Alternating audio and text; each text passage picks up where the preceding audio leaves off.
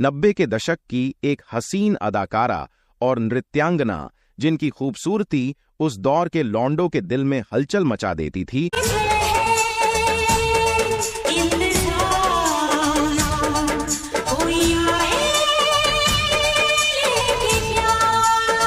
Sexy और bold अदाओं को देखकर लोग कहा करते थे,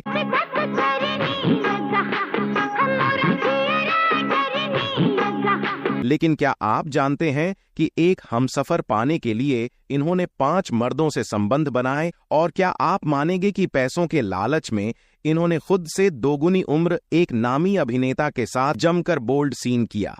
ये सब क्या देखना पड़ रहा है?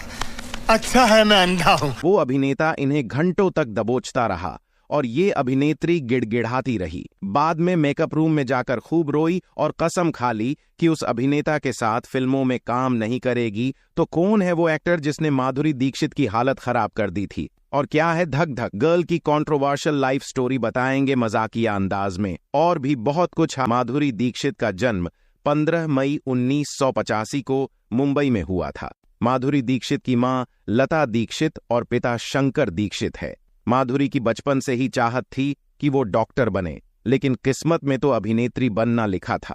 खैर, माधुरी दीक्षित की शुरुआती पढ़ाई डिवाइन चाइल्ड हाई स्कूल से हुई। आगे की पढ़ाई इन्होंने मुंबई यूनिवर्सिटी से की। बहुत ही कम लोगों को पता होगा कि हिंदी सिनेमा में आने से पहले माधुरी दूरदर्शन के एक टीवी सीरियल पेइंग गेस्ट में काम किया करती थीं। राजश्री बैनर तले बने इस धारावाहिक के जरिए ही माधुरी दीक्षित ने अपने एक्टिंग करियर का आगाज किया था।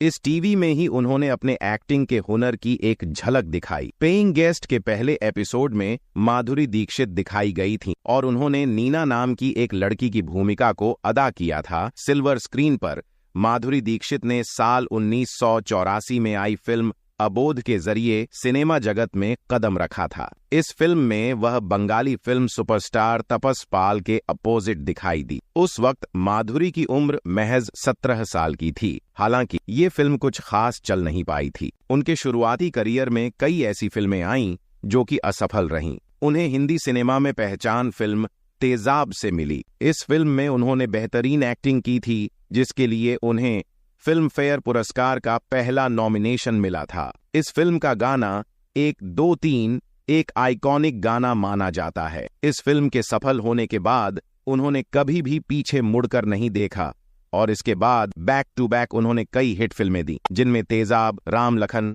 त्रिदेव, किशन कन्हैया, दिल, थानेदार, साजन, बेटा, खलनायक, हम आपके हैं कौन, राजा, दिल तो पागल है, देवदास, टोटल धमाल जैसी हिट फिल्में शामिल हैं। माधुरी दीक्षित ने उस दौर के कई स्टार्स के संग फिल्मी पर्दे पर रोमांस किया, जिनमें अनिल कपूर, संजय कपूर, संजय दत्त, अजय देवगन, अक्षय कुमार, जैकी श्रॉफ, मिथुन दा, विनोद खन्ना, गोविंदा, सलमान खान, शाहरुख खान, आमिर खान जैसे कई एक्टर के साथ फिल्में की।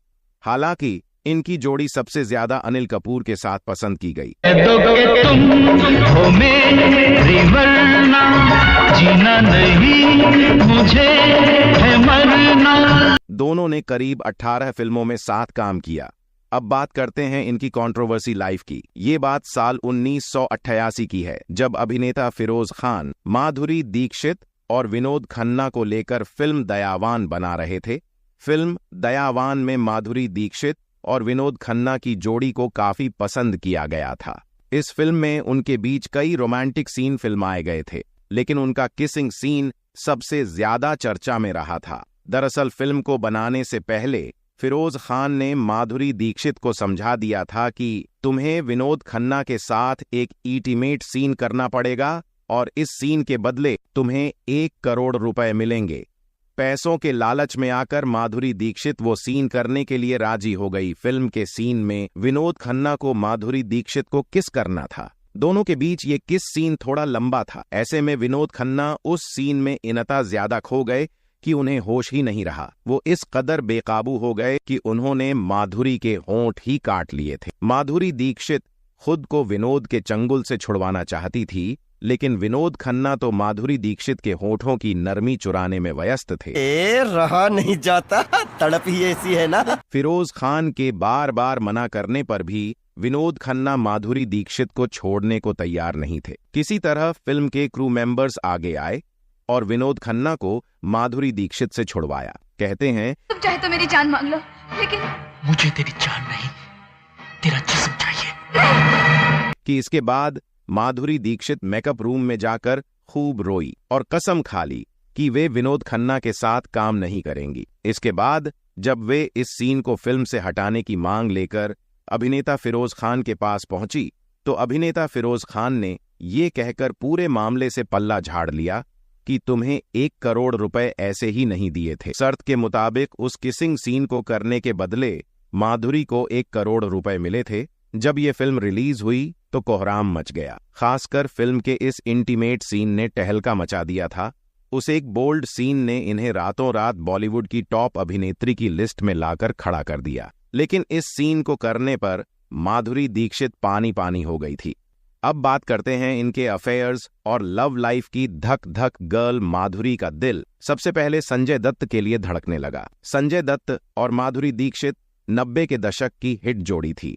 दोनों ने इसमें काम करने के दौरान कब दोनों के नैना एक दूसरे से लड़ गए, किसी को कानों कान खबर तक नहीं हुई। माधुरी दीक्षित उस समय सिंगल थी और अपने लिए एक हमसफर की तलाश कर रही थी। तभी फिल्मों के सेट पर उनकी संजय दत्त से अच्छी दोस्ती हो गई। लेकिन ये दोस्ती कब आगे जाकर प्यार में ट्रांसलेट हो गई, किसी को पता भी नहीं चला। माधुरी संजय दत्त की पर्सनालिटी पर मर मिटी और पहले से शादीशुदा संजय दत्त भी माधुरी की खूबसूरती के आगे खुद को रोक नहीं पाए और करीब आ गए। बॉलीवुड गलियारों में दोनों की प्रेम कहानी के किस्से गूंजते थे।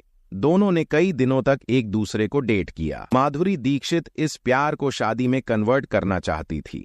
इस बीच मुंबई बम ब्लास्ट मामले में संजय दत्त का नाम सामने आया। संजय दत्त को बम ब्लास्ट करने के आरोप में गिरफ्तार कर लिया गया। दूसरी ओर माधुरी, जो संजय दत्त से बेइंतहा मोहब्बत करती थी, उनके सारे सपने चकनाचूर हो गए और इस तरह संजू बाबा और माधुरी की बात बनते बनते रह गई और दोनों का प्यार ताश के पत्तों की तरह बिखर गया। संजय दत्त से ब्रेकअप के दर्द से जूझ रही माधुरी दीक्षित को अनिल कपूर के रूप में नया प्रेमी मिला। दोनों ने साथ में तेजाब, राम लखन, पुकार, बेटा जैसी करीब 18 फिल्मों में काम किया। गुमनामी में जी रही माधुरी को पहली बार फेम अनिल कपूर के साथ वाली फिल्म तेजाब के गाने 1, 2, 3 से ही मिली थी। इन फिल्मों में काम करने के दौरान दोनों एक दूसरे के करीब आ गए थे। तन्हाई से जूझ रही माधुरी को अनिल कपूर की बाहों में वो सुकून मिला जिसकी उन्हें तलाश थी। शादीशुदा अनिल कपूर भी माधुरी दीक्षित की हॉट और सेक्सी अदाओं पर मर मिटे। कहते कि दोनों के बीच कई दिनों तक सेटिंग चलती रही, लेकिन दोनों की सेटिंग किसी अंजाम तक पहुंच पाती इससे पहले दोनों की प्रेम कहानी की भनक अनिल की पत्नी सुनीता कपूर को लगी। अनिल की पत्नी सुनीता नहीं चाहती थी कि उनके पति उन्हें छोड़कर दूसरी लोंडियां के लपेटे में रहे। बताते कि अनिल कपूर की पत्नी सुनीता कपूर ने उन्हें समझाया कि तुम यदि माधुरी के लपेटे में रहोगे तो मैं अपने मायके चली जाऊंगी। ऐसे में अनिल कपूर भी समझ गए कि पराया माल कभी अपना नहीं होता। कहने का मतलब है कि अनिल कपूर समझ चुके थे कि वे माधुरी दीक्षित के लपेटे में रहेंगे तो उनकी गृहस्थी उजड़ जाएगी। अनिल कपूर अब माधुरी दीक्षित से दूर रहने लगे तो माधुरी समझ गई कि अब अनिल के साथ उनकी दाल नहीं गलने वाली। साल 2000 में आई फिल्म पुकार के बाद दोनों ने 18 सालों तक साथ में काम नहीं किया था। आखिरी बार ये जोड़ी फिल्म टोटल धमाल मैं नजर आई थी। आपको ये जानकर हैरानी होगी कि धक धक गर्ल का दिल एक्टर्स ही नहीं बल्कि क्रिकेटर के लिए धड़कता था। माधुरी की लाइफ में आने वालों की लिस्ट में क्रिकेटर अजय जडेजा का भी नाम शामिल है। दोनों एक एड शूट के दौरान मिले थे। उस वक्त दोनों का करियर पीक पर था। दोनों की डेटिंग की खबरों के बीच अजय का नाम 1999 में मैच फिक्सिंग में आ गया। एक तरफ क्रिकेटर का करियर खत्म हुआ तो वहीं दूसरी ओर माधुरी ने भी उनसे मुंह मोड़ लिया और अजय जडेजा से कह दिया, तू अपना करियर बना, मैं नया बॉयफ्रेंड बनाती हूं। और इसी वजह से दोनों का परवान चढ़ता प्यार कांच के टुकड़ों की तरह बिखर गया। माधुरी दीक्षित के अफेयर की लिस्ट में मिथुन दा का नाम भी शामिल है। बताते हैं कि फिल्म प्रेम प्रतिज्ञा में काम करने के दौरान दोनों के बीच नजदीकियां बढ़ी थीं, लेकिन मिथुन दा पहले से शादीशुदा थे, जिस वजह से इनका प्यार उड़ान नहीं भर सका और दोनों ने अलग होने का फैसला कर लिया। मिथुन दा के अलावा नाना पाटेकर के साथ भी माधुरी दीक्षित का प्यार वाला चक्कर चला था। कहते हैं रियल लाइफ के साथ साथ दोनों रियल लाइफ में एक दूसरे को दिल दे बैठे। उस समय नाना पाटेकर शादीशुदा थे, लेकिन वे अपनी धर्मपत्नी से अलग रह रहे थे। दोनों की प्रेम कहानी कई दिनों तक चली, लेकिन नाना पहले से मैरिड थे। इस वजह से माधुरी दीक्षित नाना पाटेकर का घर नहीं उजाड़ना चाहती थी, जिस उन्होंने नाना पाटेकर से दूरी बनाना बेहतर समझा, और इस तरह दोनों की लव स्टोरी द एंड हो गई।